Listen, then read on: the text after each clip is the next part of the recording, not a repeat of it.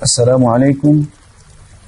Seguimos en esta serie de capítulos en la que estamos hablando de los primeros califas del Islam, de los Khulafa ar-Rashidun, de los califas rectamente guiados, los 4 Khulafa: Abu Bakr, del cual ya hemos hablado; Umar ibn al-Khattab, el segundo de ellos, del que también hemos hablado; Uthman ibn Affan, el tercero de los Khulafa, del que hablamos y terminamos su sección la semana pasada; y, por último, de Ali ibn Abi Talib, el cuarto de los Khulafa ar-Rashidun, el cuarto de los califas rectamente guiados. Hoy empezamos, por lo tanto, a hablar de Ali ibn Abi Talib, el cuarto de los Khulafa. Ali, que era el primo del profeta sallallahu alaihi wasallam por parte de padre.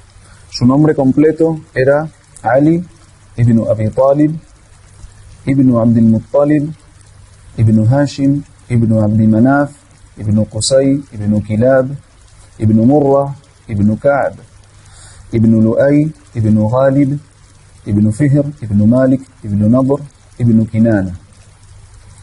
También se le llamaba Abul Hasan, cunia que había recibido por ser el padre de Al-Hasan, su hijo mayor, Al-Hasan. Se le llamaba Abul Hasan y Abu Turab. Abu Turab era un apodo que le había puesto el mensajero de Allah, sallallahu alaihi wasallam, en una ocasión que ya contaremos más adelante. Como ya sabemos, a la muerte del abuelo del profeta, sallallahu alaihi wasallam, Abdul Muttalib, el profeta fue a vivir con su tío, Abu Talib. Es decir, antes del nacimiento del profeta Muhammad sallallahu alaihi wasallam, murió su padre, Abdullah. Cuando nació y a los pocos años de edad murió su madre, Amina, y la tutela de Muhammad sallallahu alaihi wasallam pasó a cargo de su abuelo paterno, Abdul Muttalib. Cuando el abuelo estaba cerca de la muerte, le encargó la custodia de su nieto, de Muhammad alaihi salatu wassalam, a su hijo Abu Talib, el hermano de Abdullah. Era de los tíos del profeta el que mejor carácter tenía y al que más apreciaba el abuelo, Abdul Muttalib. A pesar de no ser el más rico y el que más facilidad económica tenía, era el que tenía el mejor carácter y podía proporcionar la mejor educación al nieto de Abdul Muttalib. Por ello, le encargó antes de morir Abdul Muttalib a su hijo Abu Talib que se encargara de este joven niño, que era Muhammad sallallahu alaihi wasallam. Y el profeta permaneció con su tío Abu Talib durante gran parte de su infancia, su adolescencia y su juventud, prácticamente hasta que contrajo matrimonio con Khadija radiyallahu anha a los 25 años de edad. Esto es lo más reconocido según la mayoría de las fuentes. Bien, vamos a hablar ahora de la edad temprana, del nacimiento y la edad temprana de Ali ibn Abi Talib, que Allah esté complacido con él.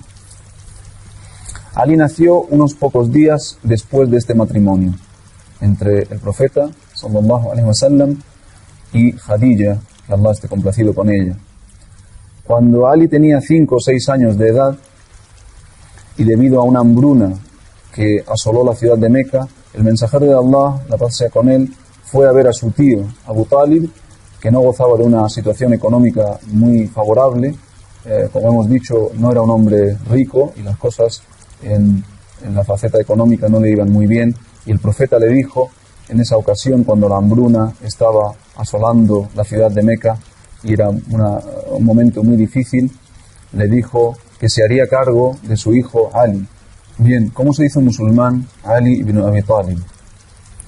En el momento en el que el profeta Muhammad sallallahu alaihi wasallam recibió la revelación, por primera vez recibió la primera parte de la revelación del Corán, procedente de Allah subhanahu wa ta'ala, por medio del ángel Jibril alaihi salam, en el conocido acontecimiento de la cueva de Hira, donde Jibril le dice al profeta sallallahu alaihi wasallam la primera ley del Corán, Iqra, y el posterior regreso del profeta, la paz sea con él, conmocionado por el miedo y la confusión, vuelve a la ciudad de Meca y busca consuelo en su esposa Khadija, que fue quien primero creyó en él. La primera persona que entró en el Islam fue Khadija, y desde ese momento prácticamente creyó en él también Ali ibn Abi Talib. Se transmite que la forma en la que se hizo musulmán Ali radiyallahu anhu es la siguiente.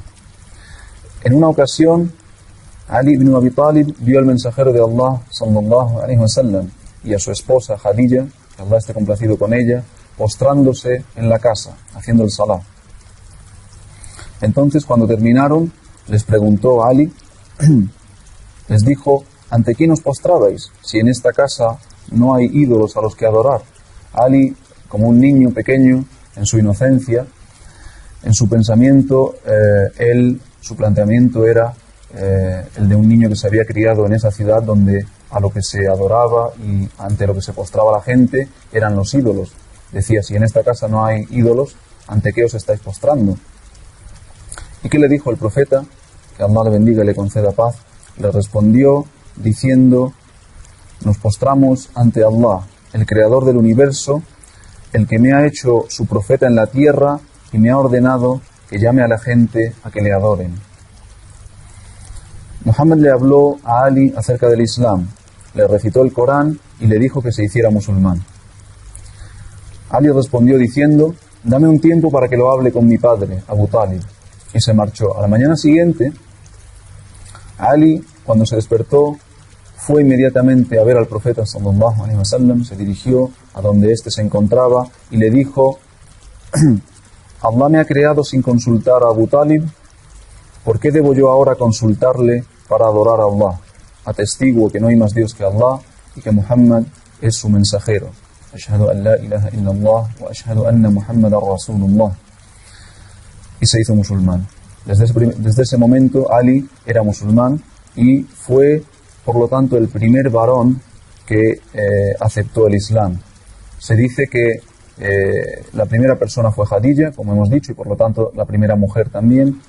El primer varón y niño joven fue Ali ibn Abi Talib, que se dice que tenía solamente 10 años, y el primer hombre, Abu Bakr as-Siddiq. Esto es lo que consideran los ulama y la gente de la Sira, casi por consenso. Se dice también que Ali ibn Abi Talib jamás se postró, antes de aceptar el Islam, ante ningún ídolo de los numerosos ídolos y estatuas que había en Meca. A pesar de su corta edad, también se cuestionaba continuamente por qué los Quraysh se postraban ante los ídolos que no podían beneficiarles ni perjudicarles en nada. Por lo tanto, tenía de cierta manera el estatus de Hanif. Entonces, habiendo hablado de el nacimiento de Ali ibn Abi Talib y su edad temprana, su niñez, ahora, y de cómo se hizo musulmán, ahora vamos a hablar de la primera etapa del Islam, los primeros tiempos del din del Islam y de la llamada del profeta sallallahu alaihi wasallam y los que estaban con él a la gente al din del Islam.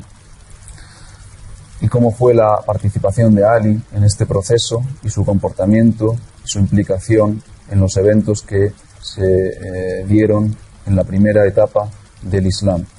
Desde el momento en el que se hizo musulmán, Ali, que Allah esté complacido con él, permaneció junto al mensajero de Allah, apoyándole y ayudándole en todo lo que podía.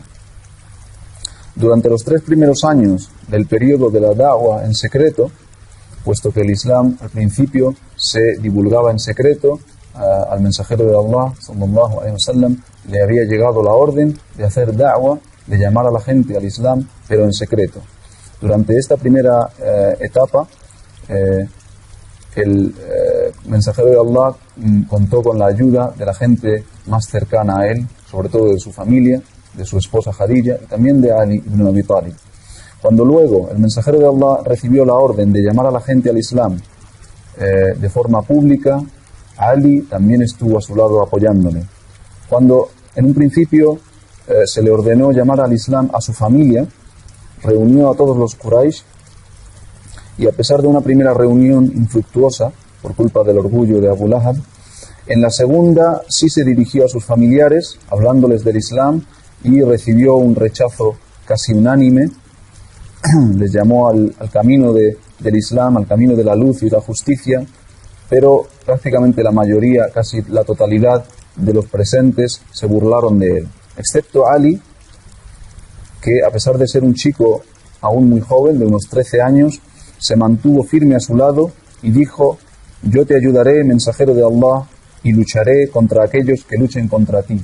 Y así lo hizo. Desde esa edad tan temprana, desde los 13 años de edad, estuvo junto al mensajero hasta prácticamente su muerte. Este episodio no es más que una muestra del carácter valiente y decidido que tenía Ali, radiyallahu anhu, y él sabía que tenía que estar junto al mensajero de Allah y estuvo a su lado, apoyándole, asistiéndole, combatiendo hombro con hombro desde el primer día hasta el último, como hemos dicho. Ali fue uno de los 10 a los que el mensajero de Allah, sallallahu alaihi wasallam, les dio las buenas noticias del jardín, de que entrarían en el Jannah, y se las dio estando ellos vivos, uno de los mubashsharuna bil Jannah, uno de los 10 afortunados a los que se les dieron las buenas nuevas del jardín. Son, ya lo mencionamos en la sección correspondiente a Abu Bakr, son Abu Bakr, Omar, Uthman y Ali, los 4 khulafa, luego Talha, Az-Zubayr, Abdurrahman ibn Auf, Sa'd ibn Abi Waqqas, Abu Ubaida y Sa'id ibn Zayd. El mensajero de Allah, la paz sea con él, tenía una confianza plena y absoluta en Ali. Vamos a aportar algunos ejemplos de este hecho, de cómo el mensajero tenía una confianza absoluta y total en su primo Ali, radiyallahu anhu. Podíamos mencionar muchos ejemplos, pero el tiempo no lo permite y vamos a por lo menos hablar de algunos de ellos. Cuando el mensajero, sallallahu alaihi wasallam, se decidió a emigrar a Medina, cuando la situación en Meca se había convertido en totalmente insostenible y ya temía por su vida, para salvar su vida, cuando sabía que los Quraysh habían tramado un ardid para acabar con él, para asesinarle, tuvo que emigrar y hacerlo de noche con su compañero y fiel amigo Abu Bakr as-Siddiq. ¿Y a quién dejó en su lugar? En su cama, tapado con su manto verde, dejó a Ali ibn Abi Talib, que Allah esté complacido con él. También le encargó a Ali, en ese momento, en esa ocasión, que se hiciera cargo de devolver todas las amanas, todas las cosas que le habían dejado en custodia, en confianza al mensajero de Allah, gente de Meca, puesto que él era el Amin, el más digno de confianza, era aquel en quien todo el mundo confiaba, y le solían dejar cosas en custodia para que él las cuidara y luego las devolviera cuando las necesitaran sus dueños. Pues cuando tuvo que emigrar a Medina, le encargó a Ali que se hiciera cargo de distribuir y devolver todas las amanas que se le habían confiado. Unos días después, el propio Ali realizó la hijra, fue de Meca a Medina, y una vez en Medina, cuando el mensajero de Allah hermanó a los muhajirun y a los ansar, hermanó a un hombre de los que habían emigrado con otro de los residentes en Medina, los ansar, hizo varios pactos de hermandad, completando los dos grupos, uniéndolos en hermandad, y a Ali, radiyallahu anhu, lo dejó suelto, no le puso un hermano de los ansar. Ali entonces fue a ver al mensajero de Allah, la paz sea con él, con lágrimas en los ojos, diciendo: mensajero de Allah, has hecho pactos de hermandad con tus compañeros, pero no has hecho uno para mí con otra persona. El mensajero de Allah, quien Allah bendiga y conceda paz, le dijo: tú eres mi hermano en este mundo y en el que ha de venir. Estas son algunas de las muestras de la confianza tan inmensa que tenía el mensajero de Allah en Ali ibn Abi Talib, radiyallahu anhu. Otra es el cómo le entrega a su hija en matrimonio, a Fátima, radiyallahu anha. El matrimonio de Ali con Fátima ocurrió poco después de la hijra de Meca a Medina, al año siguiente, concretamente, de haber emigrado los musulmanes de Meca a Medina. El mensajero de Allah decidió entregar, basándose en una revelación de su Señor, a su hija Fátima en matrimonio con Ali. Y al hacerlo le dijo a Ali: te entrego a lo más amado para mí. Esta es otra muestra, una vez más, de la confianza y la estima que le tenía el mensajero de Allah, sallallahu alaihi wasallam, a Ali. Sus cualidades son muchísimas y numerosas, las de Ali ibn Abi Talib, y vamos a mencionar solo algunas de ellas, las que el tiempo nos permita, para hacernos una idea del gran hombre del que estamos hablando. De Ali, entre muchos otros aspectos, a destacar, uno de los más reconocidos era su valentía y su arrojo en el combate. O sea que vamos a hablar de eso, en principio, luego hablaremos de algunas otras de sus virtudes, pero la valentía era quizá la que más destacaba. Era un hombre muy valiente y sus proezas en las distintas batallas son de sobra conocidas. Vamos a mencionar algunas de estas proezas que llevó a cabo en distintas batallas entre los musulmanes y el enemigo, ya fueran los Quraysh de Meca u otros. En la batalla de Badr, la primera batalla del Islam, cuando los dos ejércitos estaban frente a frente, hubo un hombre de los Quraysh que se adelantó retando en duelo personal a otro guerrero del bando contrario. Esta era una práctica, una costumbre que existía entre los árabes y que se mantuvo en esa época. Era una práctica que se había practicado ya, se había llevado a cabo y era muy común en otras culturas, como la griega también. Y este hombre era Al-Walid ibn Utba, que dio un paso adelante del ejército de los Quraysh, de los idólatras de Meca, y dijo: ¿quién se atreve a luchar conmigo? Era un hombre de los grandes guerreros de los Quraysh que no conocía la derrota. Y retando a alguno de los musulmanes, ¿quién se atrevió a luchar con él? Ali ibn Abi Talib, que Allah esté complacido con él. Fue el primero en adelantarse. Fue quien luchó contra él y le dio muerte. Luego siguió combatiendo en esa batalla de Badr hasta abatir hasta 25 hombres. Luego, en la siguiente batalla, la batalla de Uhud, luchando con el enemigo, Ali vislumbró el estandarte y entre los combatientes enemigos y se dirigió totalmente decidido, fue hacia él, acabó con la vida del que lo estaba sujetando y se hizo con el estandarte.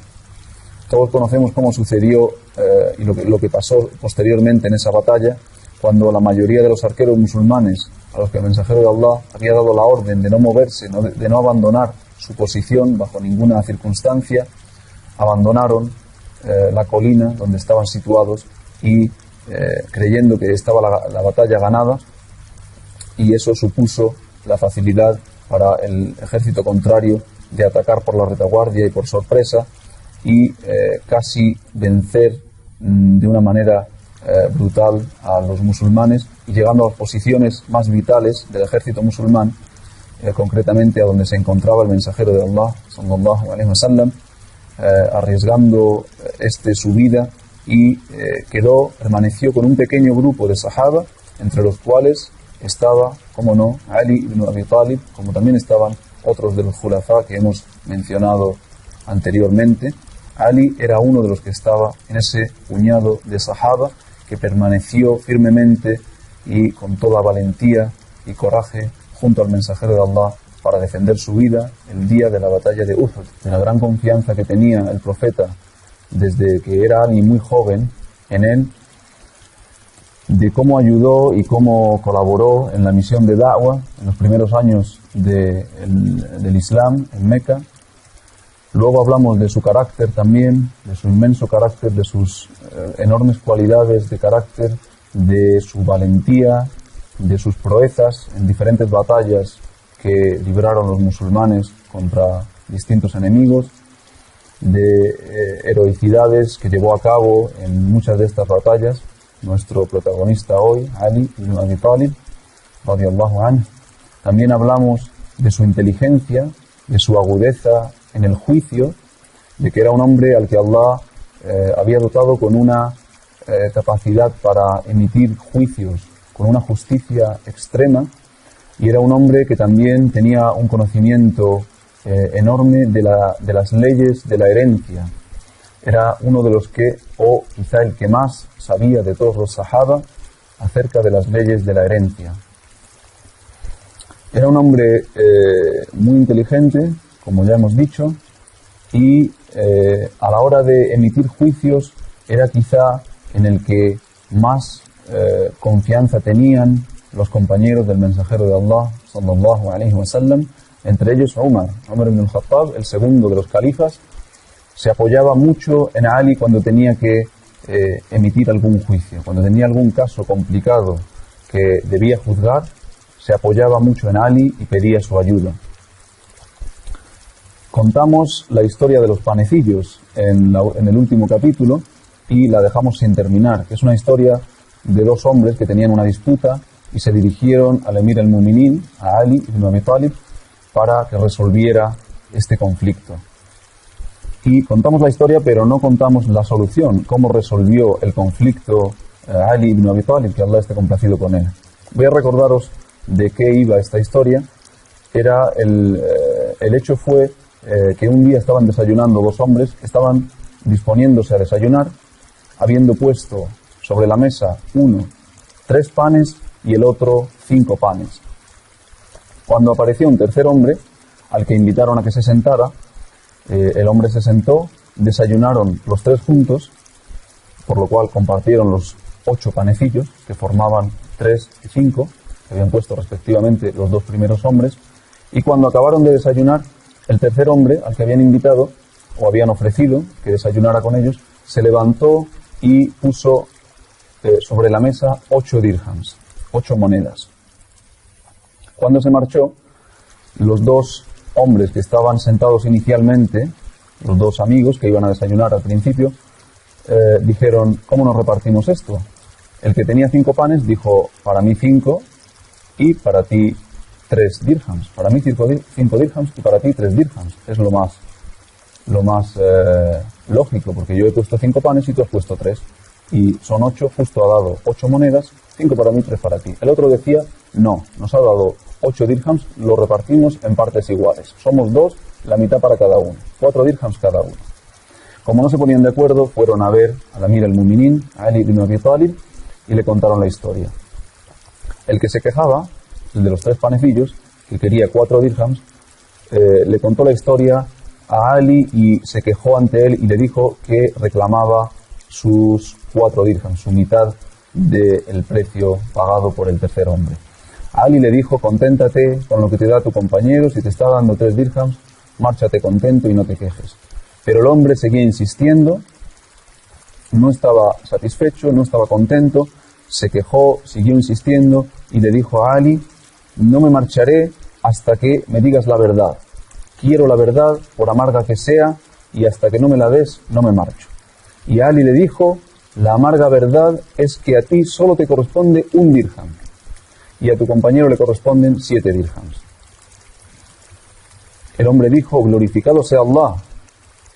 Dijo Ali: así son las cosas. Dijo el hombre: muéstrame la razón de la amarga verdad para que pueda aceptarla. Y entonces llegamos a la solución.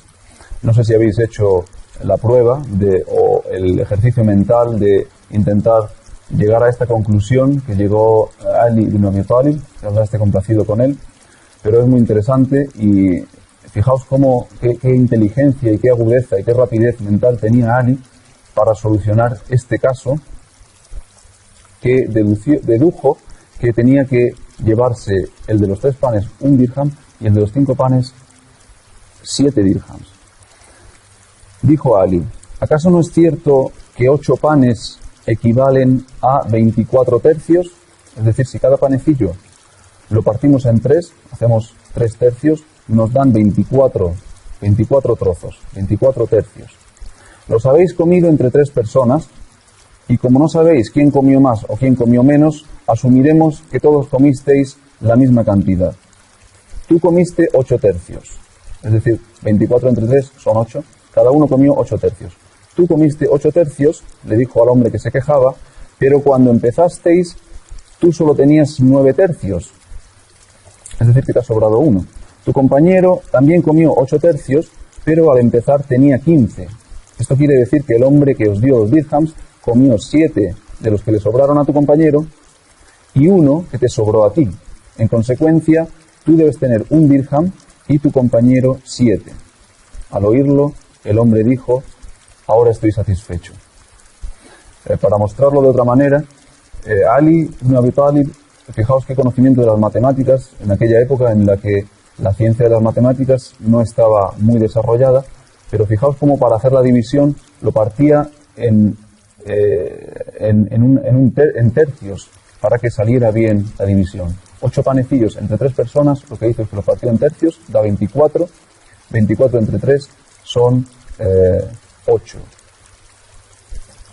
Se comieron 8 trozos cada uno, 8 tercios cada uno. Eso es 2,66, 666 infinito, panes cada uno.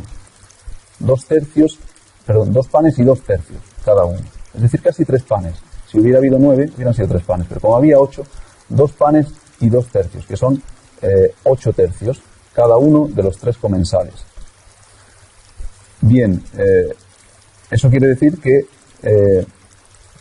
el hombre que tenía 3 panes y puso 3 panes, se comió 2,66 de esos 3 panes suyos. Solo le sobró 0,33. Es decir, le sobró un tercio, nada más. Eso es lo que le corresponde, por eso le corresponde solo un dirham. La clave de esta historia es que no fue una venta. Si hubieran puesto unos panes a vender y uno pone 5 y el otro 3, se pagan 8, se hubiera dividido, como decía el hombre de los 5 panes, 5 y 3. Pero no fue una venta, sino que se sentaron a desayunar y ellos mismos comieron. Es decir, que el de los 3 panes se comió casi sus 3 panes enteros. Y lo único que dio al hombre que pagó fue un tercio de un pan, que es un dirham. Así lo solucionó Ali ibn Abi Talib, que Allah esté complacido con él. Bien, hablamos también de su elocuencia y su enorme conocimiento del lenguaje. Ali ibn Abi Talib, que Allah esté complacido con él, era un hombre que tenía un conocimiento de la lengua árabe muy profundo y muy extenso.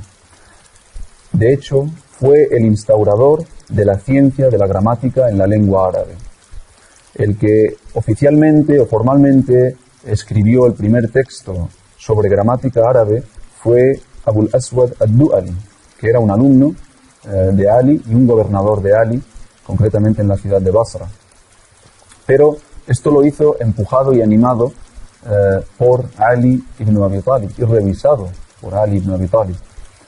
Abul Aswad ad-Du'ali dijo: fui a ver al Amir al-Mu'minin Ali ibn Abi Talib, que Allah esté complacido con él, y le vi con la mirada baja, sumido en sus pensamientos. Dije: ¿en qué piensas, Amir al-Mu'minin? Dijo: he oído hablar en esta, tu ciudad, en Basra, de los errores que se cometen al utilizar la lengua árabe. Y quiero hacer un libro sobre los principios de la lengua árabe.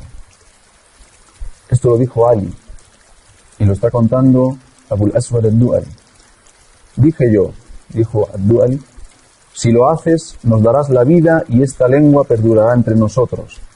3 días más tarde fui a verle de nuevo y me dio una página en la que estaban escritos los fundamentos de la gramática árabe. Y cuenta concretamente qué le escribió Ali a Abul Aswad ad-Du'ali. Y lo que le escribió fueron los fundamentos, como digo, de la lengua árabe, de la gramática árabe que hoy día estudiamos. Principalmente la división de todo el lenguaje árabe, de todas las palabras, en 3, en ism, fi'l y harf, en nombres o sustantivos, verbos y partículas.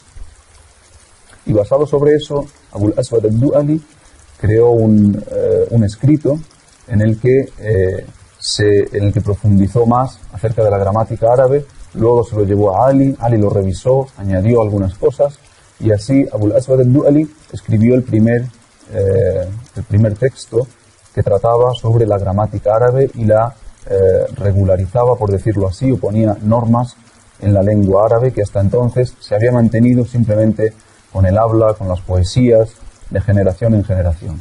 Y Ali fue el impulsor de esa iniciativa. Bien, ahora pasamos a hablar de su califato. El califato de Ali se caracteriza por la gran cantidad de fitnas que surgieron y a las que tuvo que hacer frente el Amir al-Mu'minin. Todo empezó desde que cuando cogió el califato ya estaba la cosa turbia y muy alterada a causa de, como es lógico, del asesinato de Uthman ibn Affan. De hecho, ya empezó de forma difícil el califato de Ali, puesto que empezó con un asesinato muy violento y muy dramático del califa anterior.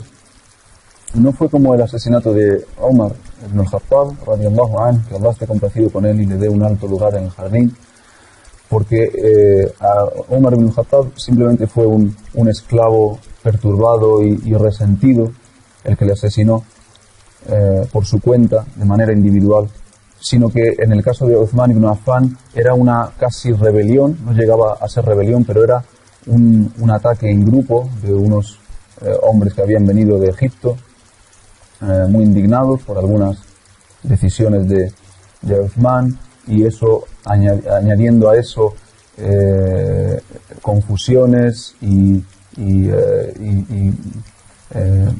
añadiendo a eso confusiones y cosas que habían metido falsas en la historia algunas personas que querían el mal para el califa Uthman ibn Affan, historias falsas, acusaciones falsas que habían animado ese fuego contra el califa, y se había asediado su casa, como contamos en el capítulo, en los capítulos correspondientes al tercer califa Uthman.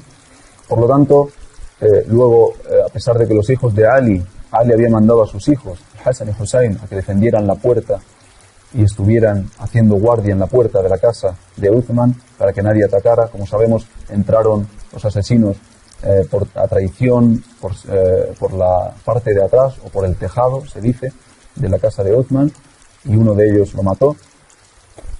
Por lo tanto, fue una cosa bastante trágica y no se había resuelto el asunto del asesinato del califa anterior, Uthman ibn Affan. Cuando llegó el califato a Ali, estaban las cosas ya turbias y difíciles, como digo. Se planteaba la cuestión inicial de si se debía vengar la sangre del califa anterior antes de nombrar un califa siguiente, o nombrar al califa y ya vengar la sangre de Uthman ibn Affan. Era una cuestión muy difícil, hubo ijtihads diferentes entre los compañeros del profeta, sallallahu alaihi wasallam, que todavía quedaban vivos, y lo cierto es que al final se nombró al califa, a Ali, que era lo que la mayoría de la gente, de los sahaba y de la gente que vivía en Medina en ese momento, consideró más oportuno, y se decidió que lo primordial era tener un líder, tener una cabeza en la umma, que debía ser el califa, Ali, en este caso, y después ya con ese liderazgo organizar la venganza de la sangre del califa anterior. Porque había que vengar la sangre de Uthman, eso estaba claro, pero sin un liderazgo y sin un orden y una autoridad iba a ser muy difícil. Ali tomó el califato en la ciudad de Medina y, como digo, desde entonces, desde el principio, ya estaban las cosas muy difíciles, y durante todo su califato tuvo que hacer frente a muchas fitnas y muchas dificultades, muchos conflictos internos, a veces por diferencia de opiniones con otros de los sahaba, de los grandes sahaba.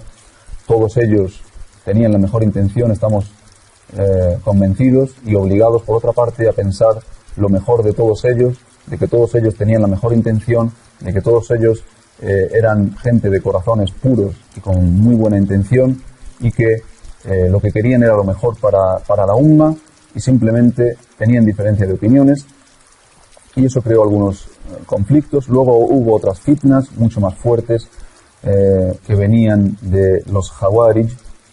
Los Khawarij, que fue un grupo que entre ellos salió el asesino, ahora lo veremos, de Ali ibn Abi Talib, que Allah esté complacido con él. Son un grupo, una gente de los que el profeta sallallahu alaihi wasallam ya había hablado, ya había advertido su futura aparición. Son una gente que parecerían gente noble, buena, de una adoración de Allah muy, muy sincera, pero que no serían en el interior gente buena. Precisamente 3 hombres de los Khawarij fueron los que se reunieron en Meca un día de Ramadán y hicieron un conjuro para matar a cada uno a uno, como eran 3 hombres, uno se dijeron entre ellos, debía matar a Ali ibn Abi Talib, otro a Muawiyah ibn Abi Sufyan y el otro a Amr ibn al-As, los 3 compañeros del profeta sallallahu alaihi wasallam. Abdurrahman ibn Muljim, uno de estos 3 hombres que se reunieron en Meca, dijo, yo me encargaré de Ali. Otro dijo, yo me encargaré de Muawiyah, y el tercero dijo, yo me encargaré de Amr ibn al-As. Hicieron un pacto esa misma noche y luego cada uno se dirigió a donde vivía su objetivo. El que se dirigió a Muawiyah le asestó un golpe que no llegó a matarle, aunque le causó una herida que dicen que a causa de esa herida no pudo tener más hijos. Muawiyah solo había tenido a Yazid y después de ahí no tuvo ningún hijo más. El que fue a matar a Amr ibn al-As, Amr ibn al-As era un gobernador, un emir, y en ese tiempo los emires dirigían las oraciones, como sabemos, pero ese día Amr ibn al-As estaba enfermo del estómago y había mandado a alguien que le sustituyera como imam en la oración. Entonces el asesino se dirigió al imam creyendo que era Amr y lo mató. Luego, cuando ya lo arrestaron, se dio cuenta de que no había matado a Amr ibn al-As, sino que al estar enfermo había puesto a un sustituto y era otra persona la que había matado. Y el que se dirigió a Ali ibn Abi Talib un día de Ramadán, dirigiéndose a Ali a la mezquita a realizar la oración del Fajr, despertando a la gente para que fueran a rezar, a hacer Fajr, le mató, le dio un golpe en la cabeza con una espada, y así acabó la vida de Ali ibn Abi Talib con 63 años, la misma edad que tenía el profeta sallallahu alaihi wasallam cuando murió. Que Allah esté complacido con él, que Allah maldiga a todos los malhechores y la gente de mala intención y que quiere el mal contra el din, contra los musulmanes sinceros y buenos, y especialmente los compañeros del profeta Muhammad sallallahu alaihi wasallam. Le pedimos a Allah que bendiga a Ali, que tenga misericordia de él, que esté complacido con él y con los Khulafa ar-Rashidun, los 4, y con el resto de compañeros. Hemos hablado ya de su vida, hemos hecho un resumen en capítulos anteriores de la vida de Ali, que Allah esté complacido con él, de su carácter, de sus nobles cualidades y cualidades de carácter, y de su califato. Hicimos un resumen en el último capítulo. Dijimos que murió también asesinado por Abdurrahman ibn Muljim, uno de los Khawarij, un hombre que parecía externamente, en apariencia, un musulmán recto. Incluso dicen que tenía hasta una marca en la frente de hacer sajda. Pero esta era una gente, los Khawarij, de la que ya había hablado el profeta sallallahu alaihi wasallam, había advertido contra ellos y su peligro. En una ocasión que dijo, cuando un hombre le increpó delante de muchos de los sahaba, y querían, a Umar ibn al-Khattab y algunos de los compañeros querían incluso matarle en el momento, pero el profeta dijo, dejadle, de la descendencia de este hombre saldrá un tipo de gente, y describió en ese momento a este tipo de gente que parecerían de los mejores musulmanes, pero que en la realidad serían gente perversa, y que una de las características o de las descripciones que dio acerca de ellos el profeta, la paz sea con él, es que pasarían por el din como una flecha pasa por la presa, que atravesarían el din de la misma manera que una flecha atraviesa la presa, que parece que ha tocado, pero no le ha quedado prácticamente nada de la naturaleza del din. Y que también dijo que sus recitaciones no pasarían de sus clavículas, o su conocimiento no pasaría de sus clavículas. En el caso del conocimiento se entiende que no llegaría a sus corazones. En el caso de la recitación se entiende que no saldría más allá de sus pulmones, de una simple recitación de voz, sin tener ningún sentimiento, ni ningún significado, ni ninguna conexión con la realidad del Corán. Por lo tanto, el profeta ya había advertido acerca de esta gente, y también había advertido acerca del asesinato de Ali, y en concreto del asesino de Ali. Dijo que sería el más desgraciado de la gente futura, de la última gente. Dijo que el más desgraciado de la primera gente, de las primeras comunidades, fue el malhechor, perverso y desviado que mató a la camella de Salih, a la camella del profeta Salih. Y dijo que el más desgraciado de las últimas gentes o de la gente que vendría en el futuro después de él, Ashqal Akhirin, sería el que matara a este hombre, y señaló a Ali ibn Abi Talib, por lo tanto Ibn Muljim. Cuando Ali murió tenía 63 años, como dijimos, la misma edad que tenía el profeta sallallahu alaihi wasallam cuando pasó a la otra vida.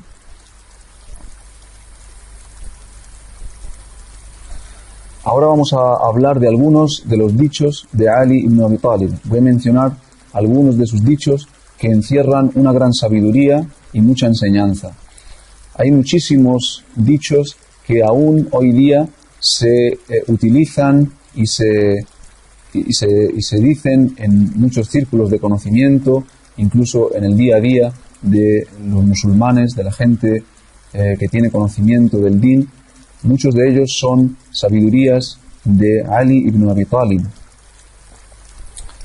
Ali fue uno de los más importantes sahaba, era el padre de los nietos del mensajero de Allah, era la llave del conocimiento, un hombre valiente y entregado a Allah.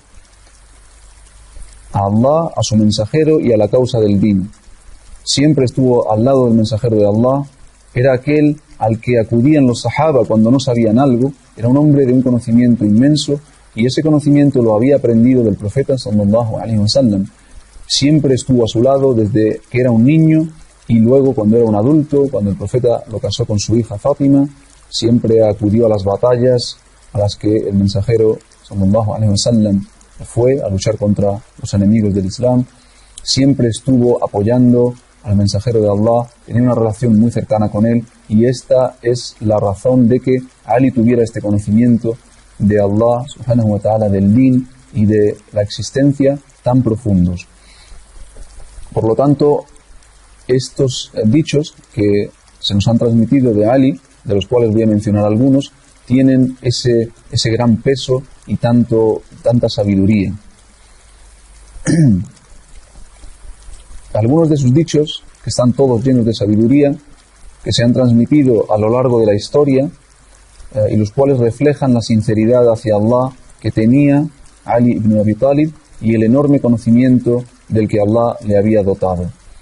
Por ejemplo, uno de estos, uno que a mí me encanta, es la definición de la taqwa que hace Ali ibn Abi Talib radiyallahu anhu. La definición de la taqwa, sabemos que taqwa es difícil traducirlo, muchas veces lo traducimos como el temor de Allah o la consciencia absoluta de la presencia de Allah o la existencia de Allah o de que Allah nos está viendo. Estas son algunas de las explicaciones más comunes de lo que significa at-taqwa.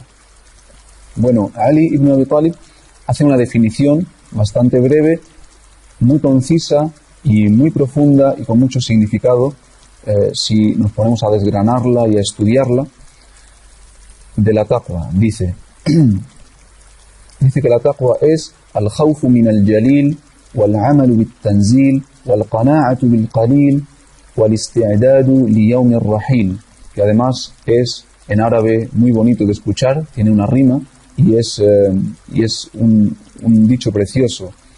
At-taqwa hiya al-khawfu min al-jalil wal-amalu bit-tanzil wal-qana'atu bil-qalil wal-isti'dadu li yawm ar-rahil, lo cual quiere decir, la taqwa es temer al majestuoso, temor del majestuoso, del jalil, de Allah, actuar de acuerdo a lo descendido, actuar de acuerdo al tanzil, poner en práctica el Corán, conformarse con poco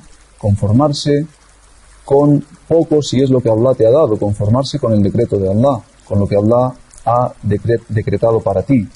Y por último, al-isti'dadu li yawm ar-rahil, prepararse para el día de partir, estar siempre preparado para la muerte, para la otra vida. Estas 4 cosas son las que definen la taqwa, según Ali ibn Abi Talib. Rabia ibn Najid dijo que Ali, que Allah esté complacido con él, dijo: debéis ser entre la gente lo mismo que la abeja entre los pájaros, porque éstos la consideran algo insignificante, y si los pájaros supiesen la bendición que hay en el vientre de la abeja, no harían lo que hacen. Mezclaos con la gente con vuestras lenguas y vuestras personas, pero separaos de ellos en vuestras acciones y vuestros corazones, porque el hombre tiene lo que se merece y en el día de la resurrección estará con los que ama. También dijo Ali, en otro dicho suyo, con mucha sabiduría: debéis estar más preocupados por la aceptación de vuestra acción que por la acción en sí. Es decir, tenéis que preocuparos y saber que Allah es el que acepta y recompensa las acciones. Y más que por hacer una acción buena, tenéis que estar preocupados de hacerlo con sinceridad por Allah y esperar que Él la acepte y la recompense. Debéis estar más preocupados por la aceptación de vuestra acción que por la acción en sí. La acción que tiene una obediencia temerosa no es cosa pequeña. ¿Cómo podría ser pequeña la acción que es aceptada? Yahya ibn Yu'da dijo a Ali ibn Abi Talib: los portadores del Corán, los que lo han memorizado, actúan según sus dictados. El hombre de conocimiento, el alim, es aquel que sabe, actúa según lo que sabe y su conocimiento está en consonancia con su acción. Algún día habrá gente cuyo conocimiento no pasará más allá de sus clavículas. Esto es algo de lo que ya hemos hablado, que el profeta sallallahu alaihi wasallam lo mencionó acerca de los Jawarij, o de esa gente que tiene esas características. Una de ellas era esta: su conocimiento no pasará más allá de sus clavículas, es decir, no llegará a sus corazones, cuya interioridad se diferenciará de su apariencia y cuyas acciones no serán acordes con su conocimiento. Se sentarán en círculos compitiendo por la supremacía hasta tal punto que habrá alguno que se enfade con quien tiene al lado porque éste se sienta junto a otro. Las acciones de estas personas en estas asambleas no subirán a Allah, no llegarán a Allah. Allah no las recompensará ni las mirará siquiera. Otro dicho muy bonito y con mucha sabiduría y mucho conocimiento que tiene Ali ibn Abi Talib, que se nos han transmitido de él, es el siguiente: las calamidades tienen un desenlace. Quien sufra una desgracia debe llegar hasta el final. Cuando llegue la desgracia al hombre inteligente, lo correcto es que se someta a ella hasta que llegue el desenlace. Si trata de rechazarla antes de que acabe su tiempo, en su forma natural, aumentará aún más lo desagradable que contiene. Sobre el decreto también dijo cosas interesantes a Ali ibn Abi Talib. En una ocasión fue a verle un hombre y le dijo: háblame del decreto. Dijo Ali: es un camino oscuro, no viajes por él. Dijo el otro: háblame del decreto. Dijo Ali: es un océano profundo, no entres en él. Dijo: háblame del decreto. Siguió insistiendo el hombre. Dijo Ali: es el secreto de Allah que está oculto para ti, no lo investigues.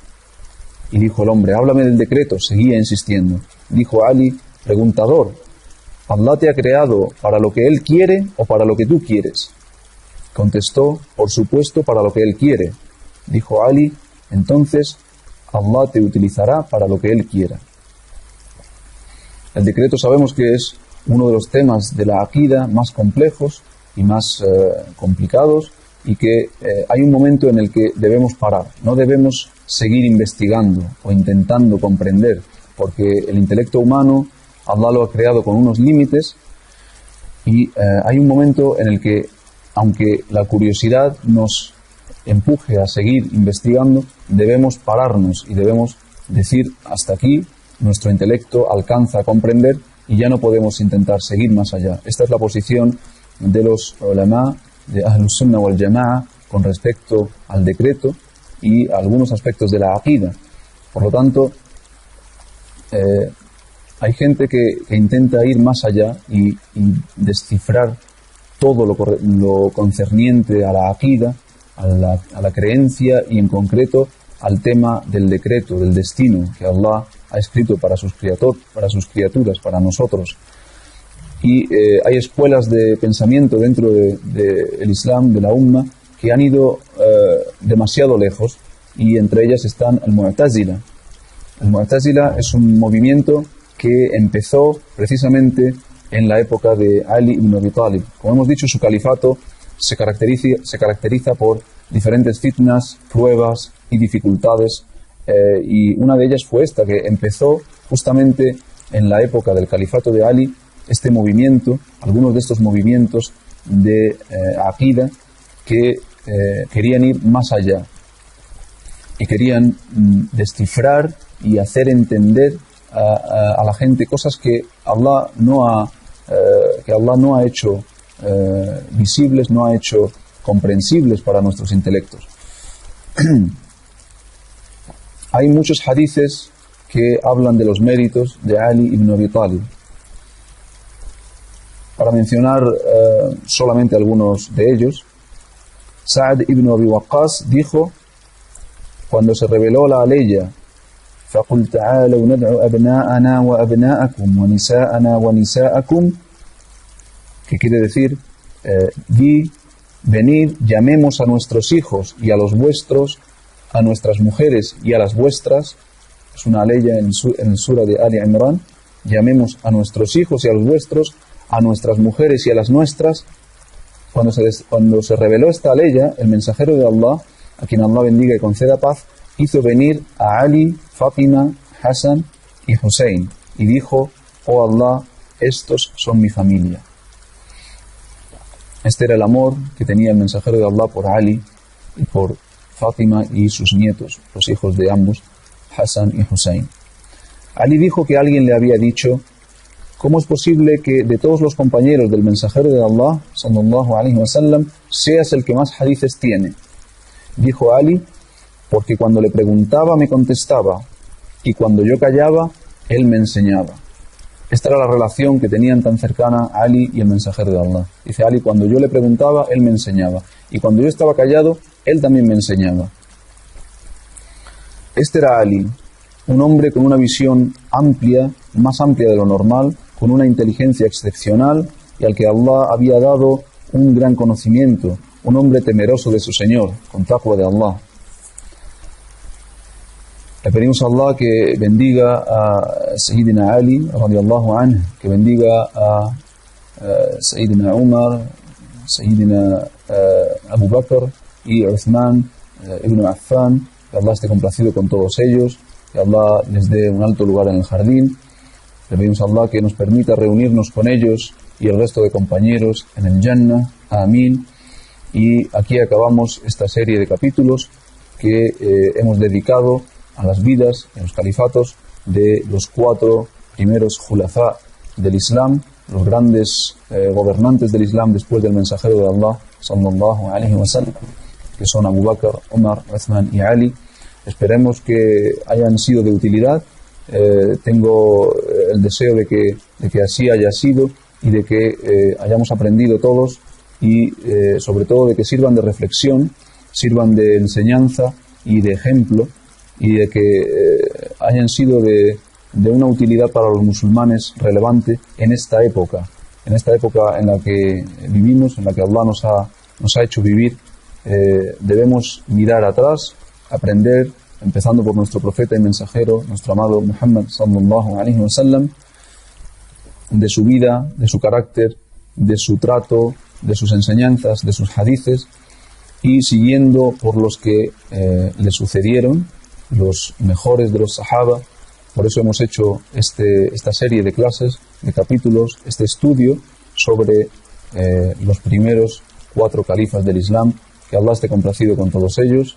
Espero que hayáis disfrutado y que hayáis aprendido. Os deseo lo mejor, que Allah nos dé el tawfiq y nos dé la guía a todos. وصلى الله على سيدنا محمد وعلى آله وصحابته أجمعين. سبحان ربك رب العزة عما يصفون وسلام على المرسلين والحمد لله رب العالمين والسلام عليكم.